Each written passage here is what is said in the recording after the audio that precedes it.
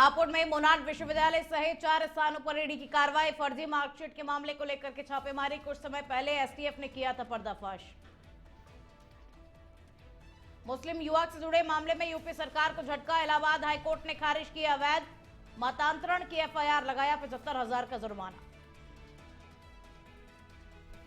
हरदोई में गंगा स्नान कर लौट रहे श्रद्धालुओं की ट्रैक्टर ट्रॉली पलटी। हादसे में 14 लोग घायल, 9 की हालत गंभीर। लखीमपुर जिले के विभिन्न गांवों के निवासी हैं सभी। सोरो में देव दीपावली पर भव्य दीपोत्सव। हरिपदी गंगा के तट पर 1.25 लाख दीपों से रोशन। आरएसएस के तत्वाधान में हुआ कार्यक्रम।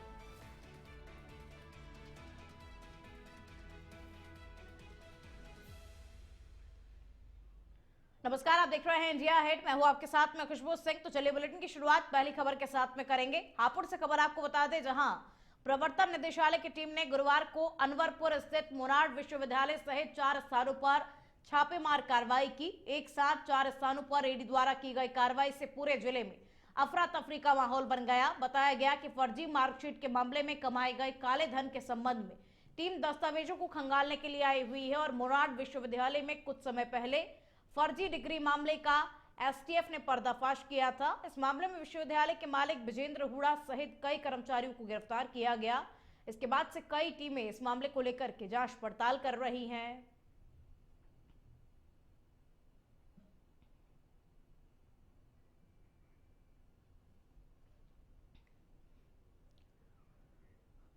और अब खबर कासगंज से है, जहां सोरो तीर्थ नगरी में देव दीपावली के पावन पर्व पर भव्य दीपोत्सव का आयोजन किया गया, जिसमें राष्ट्रीय स्वयंसेवक संघ ने हरिपदी गंगा के तट पर 1.25 लाख से अधिक दीप जलाए और मां गंगा की भव्य आरती कराई। जिलाधिकारी प्रणय सिंह, पुलिस अधीक्षक अंकिता शर्मा, विभाग संचालक उमा शंकर शर्मा और विभाग प्रचारक कुलदीप ने कार्यक्रम का दीप प्रज्वलन कर शुभारंभ किया। हजारों श्रद्धालुओं ने आरती में भाग लिया। आतिशबाजी और लेजर शो का आनंद भी लिया। अतिथियों ने गुरुद्वारा जाकर के गुरु नानक देव जी के प्रकाश पर्व पर उन्हें नमन और माल्यार्पण किया। इसके बाद में भगवान वराह के दर्शन और गंगा की परिक्रमा भी की। दीपों की रोशनी से सोरो गंगा घाट जगमगा उठा और भक्तों ने मां गंगा और भगवान वराह की पूजा कर अपनी मनोकामनाएं मांगी।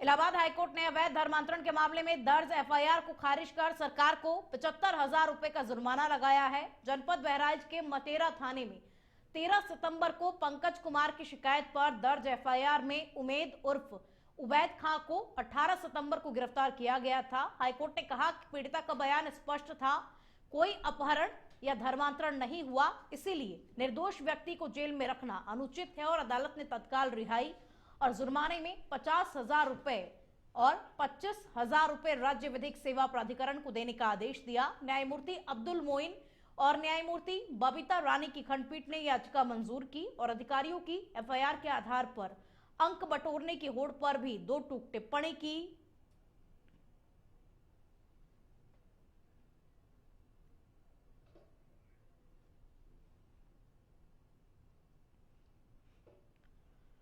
गोरखपुर के सरदार नगर में पूर्व ब्लॉक प्रमुख और कॉलेज प्रबंधक ईश्वर चंद जायसवाल पर वाराणसी की 25 वर्षीय डीएल छात्रा ने गन पॉइंट पर दुष्कर्म की कोशिश का सनसनीखेज आरोप लगाया। पीड़िता का कहना है कि आरोपी रिश्ते में उसके नाना लगते हैं और नौकरी वे दाखिले का झांसा देकर के 25 अक्टूबर को उसे गोरखपुर बुलाया। आरोपी ने सस्ते होटल को बदलवा करके गोलघर में एक लग्जरी होटल में रुकवाया। 28 अक्टूबर को आरोपी होटल पहुंचा और कमरे में घुसकर दरवाजा बंद किया, पिस्टल दिखा करके धमकाया और कपड़े उतारने की कोशिश भी की, लेकिन पीड़िता ने अपने देवर को मैसेज करके मदद मांगी। देवर और देवरानी के पहुंचने पर आरोपी मौके से फरार हो गया और मामले में कैंट थाने में मुकदमा दर्ज किया गया। पुलिस होटल की सीसीटीवी कॉल डिटेल और अन्य साक्ष्यों की अब जांच पड़ताल कर रही है और आरोपी ने आरोपों को बेबुनियाद बताया और पारिवारिक रंजिश का हवाला दिया। पूरे मामले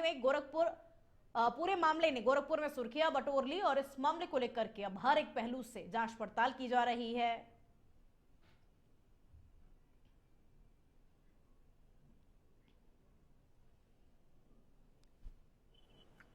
पीड़िता मेरी धर्मपत्नी है और मैं उनका पति हूँ और ये दुष्कर्म हुआ है मेरे पत्नी के साथ। और मैं न्यायिक गोरखपीठ महाराज जी योगी आदित्यनाथ के यहाँ पर न्याय के लिए आया हूँ, क्योंकि महाराज जी का एक कहना है कि महिला के ऊपर आबरू पर कोई हाथ डालेगा वो सीधे यमराज के पास जाएगा। मेरे महाराज जी से विनती है कि महाराज ऐसे दरिंदे को जितना हो सख्त से सख्त सजा जाए। उसका जेपी महाजन डिग्री कॉलेज है, महिला से और भी महिलाएं प्रताड़ित हुई होंगी जो आज हुई हैं, अब खुल के वो बातें आएंगी। मैं चाहूँगा कि जमींदोज में उसका कॉलेज मिला दिया जाए, उसका घर जमींदोज कर दिया जाए, उसको सख्त से सख्त करवा दिया जाए। ईश्वर चंद जायसवाल ने मेरे साथ गलत काम किया है, इसलिए मैंने उसके खिलाफ रिपोर्ट लिखवाने के लिए बनारस से यहाँ आई हूँ। 25 तारीख को हम लोग बनारस से आए थे, मैं, मेरे देवर, मेरी देवरानी, एग्जाम के लिए। हमारा सोमवार से एग्जाम था, 27, 28, 29 3 दिन मेरा एग्जाम था। फिरोजाबाद के थाना वसई मोहम्मदपुर क्षेत्र के सोफीपुर गांव में गौ रक्षक टीम ने फतेहाबाद आगरा से आ रहे 2 ऑटो चालकों को रोका जो गाय की हड्डियां और कटे हुए अवशेष लेकर के जा रहे थे। गौ रक्षक टीम ने आरोपियों का पीछा कर सोफीपुर सीमा पर पकड़ लिया, पूछताछ शुरू की। इस दौरान भीड़ मौके पर इकट्ठा हो गए, जिसे देखकर के पुलिस तुरंत पहुंची, हालात को काबू में किया। दोनों ऑटो चालक और गौ रक्षक टीम को थाने ले जाया गया, जहां सैंपल लेकर प्रयोगशाला में विधिक कार्रवाई की जा रही है। मामले की जांच पुलिस और गौ रक्षक टीम संयुक्त रूप से कर रही है।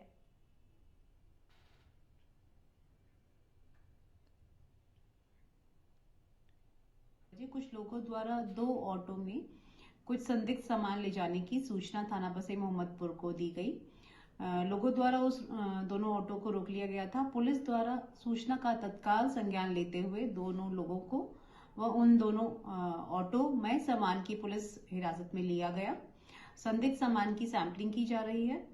साथ ही साथ थाना पुलिस द्वारा इस संबंध में दोनों हिरासत में लिए गए व्यक्तियों से गहन पूछताछ भी की जा रही है। 3-4 महीनों से ये लगातार बड़े ऑटो आ रहे हैं। तिवाईगढ़ी की चौकी के नाक से नीचे ऑटो निकलते हैं, लेकिन चौकी वालों को कोई खबर नहीं है। मैं 2 बार इन्फॉर्म करा चुका हूँ चौकी वालों को, मैंने कि सर ऑटो आते हैं, आप इनको जरा गौर करिए, लेकिन कोई इन्फॉर्म नहीं है। आज मैंने फतेहाबाद से इन ऑटो का पीछा किया है, मेरे गौ सेवकों ने सभी ने इनका पीछा किया है। जब ये ऑटो हमने आके यहाँ पकड़े हैं और इनमें गायों की हड्डियां आती हैं, ताजी हड्डियां आ रही हैं इसमें गायों की। सर मैं यहाँ से निकल गया था सोफीपुर से, ये है चौराहे पर फतेहाबाद से 2 ऑटो आ रहे थे, उनमें हड्डियां बताई गई हैं, 2 ऑटो पकड़े गए हैं। किस चीज की हड्डियां बताई गई हैं? अब ये नहीं पता चल रहा उसमें किस चीज की हड्डियां हैं। मुरादाबाद के मझोला थाना क्षेत्र के एकता कॉलोनी प्रीतम नगर में बुधवार रात 23 वर्षीय फर्म कर्मचारी नेकपाल की गोली मारकर के हत्या कर दी गई। घटना में पड़ोसी युवा कमन और उसके बहनोई राजा शामिल थे। पुलिस के अनुसार 2 महीने पहले अमन नेकपाल की बहन को बहला फुसला करके भगा कर ले गया, बाद में उसे घर वापस छोड़ दिया, जिससे दोनों परिवारों में पुरानी रंजिश चल रही थी। मंगलवार को तिगरी गंगा स्नान के दौरान झगड़ा हुआ, जिसके बाद में बुधवार रात अमन और राजा ने नेकपाल को सीने में गोली मार दी। परिजन उसे जिला अस्पताल ले गए, जहां डॉक्टर्स ने उसे मृत घोषित कर दिया। मौके पर पुलिस और फॉरेंसिक टीम पहुंची, साक्ष्य जुटाए। एसपी सिटी कुमार रणविजय सिंह ने बताया कि आरोपियों की तलाश अब तेज कर दी गई है और मामले की जांच पड़ताल जारी है।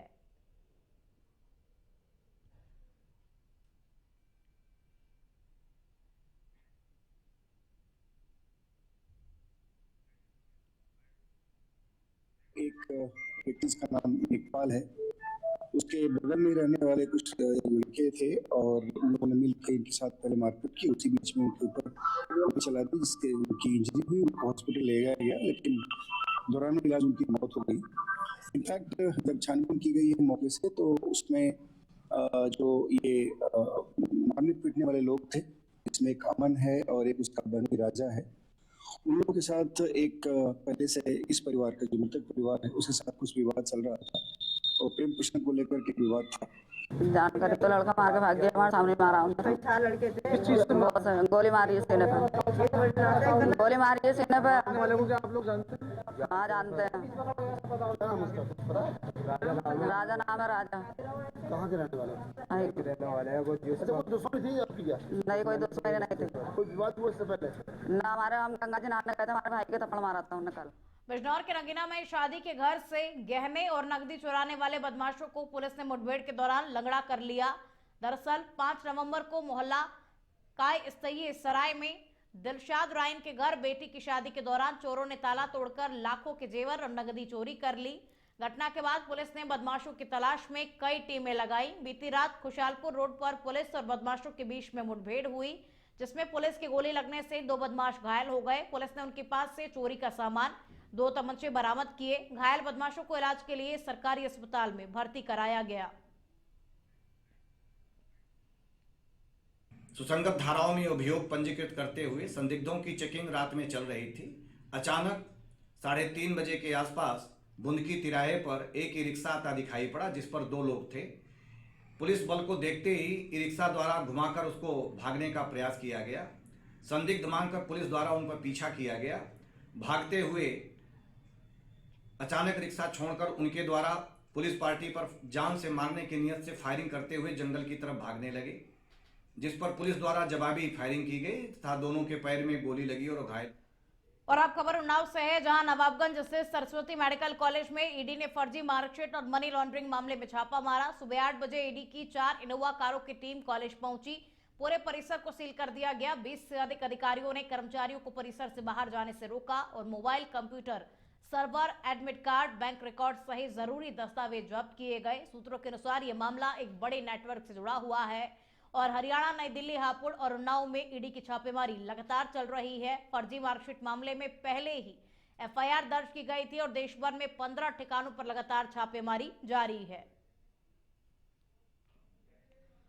और अब खबर अमरोहा से है, जहां तिगरी गंगा मेला 2025 के समापन अवसर पर अमरोहा के पुलिस अधीक्षक ने गंगा घाट पर विधिवत पूजा अर्चना कर जनपद में सुख, शांति, समृद्धि और सुरक्षा की कामना की। इसके बाद में पुलिसकर्मियों के लिए भोज का आयोजन किया गया और मेला 2025 में उत्कृष्ट योगदान देने वाले अधिकारियों और कर्मचारियों को प्रशस्ति पत्र देकर के सम्मानित भी किया गया। समापन कार्यक्रम में जनपद के सभी क्षेत्राधिकारी, थाना अध्यक्ष, पुलिस लाइन अधिकारी, महिला पुलिसकर्मी, ट्रैफिक पुलिस और कंट्रोल रूम टीम सहित बड़ी संख्या में पुलिसकर्मी उपस्थित रहे।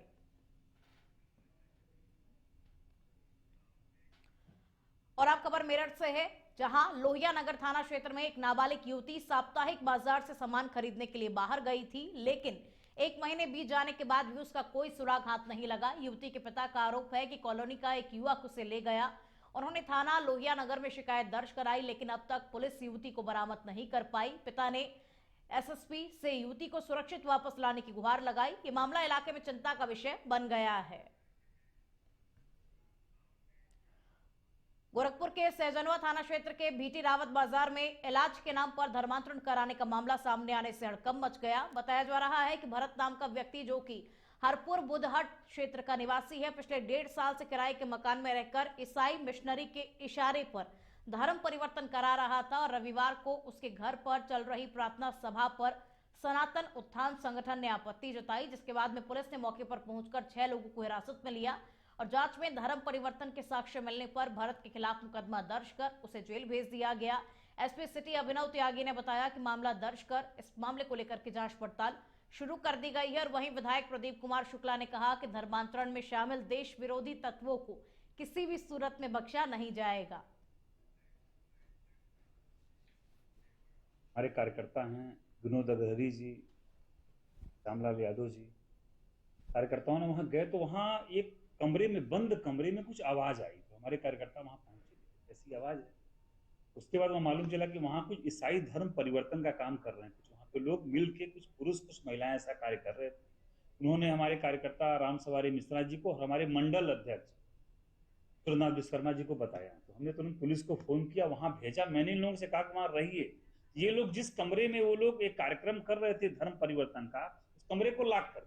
कुछ दिनों पहले यह प्रकरण सामने आया था कि सहजनवा में घूमकर एक कैंप का आयोजन किया जा रहा था, जिसमें बीमारी सही करने के नाम पे दूसरे धर्मों का प्रचार किया जा रहा था एवं धर्म परिवर्तन करने की कोशिश की जा रही थी। इसी क्रम में सुसंगत धाराओं में मुकदमा पंजीकृत किया था। उसी के क्रम में एक अभियुक्त जिसका नाम भरत है, उसको गिरफ्तार कर लिया गया है एवं मामले में कार्रवाई की जा रही है।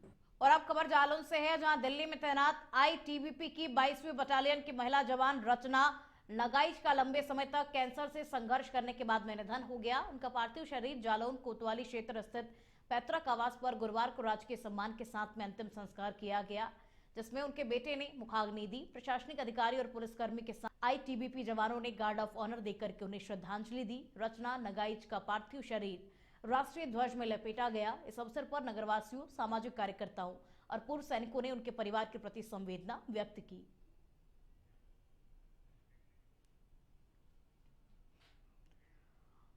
वक्त तो चला एक छोटे से ब्रेक का, देखते रहिए इंडिया हिट।